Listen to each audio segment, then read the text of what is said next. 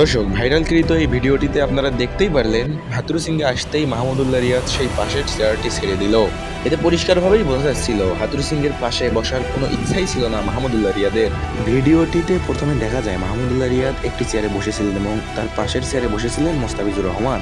মাহমুদুল্লাহ রিয়াদ মোস্তাফিজুর রহমানকে তার চেয়ারে বসতে বলেন এবং তিনি মোস্তাফিজুর রহমানের চেয়ারে বসেন। তার কিছুক্ষণ পর দেখা যায় সেখানে চান্ডিকা হাথুরু সিংহে আসেন এবং মাহমুদুল্লাহ রিয়াদ যে চেয়ারে পূর্বে বসেছিল সেই চেয়ারটির পাশেই অর্থাৎ মোস্তাফিজুর রহমানের চেয়ারের পাশে বসে পড়লেন চান্ডিকা হাথুরু সিংহে।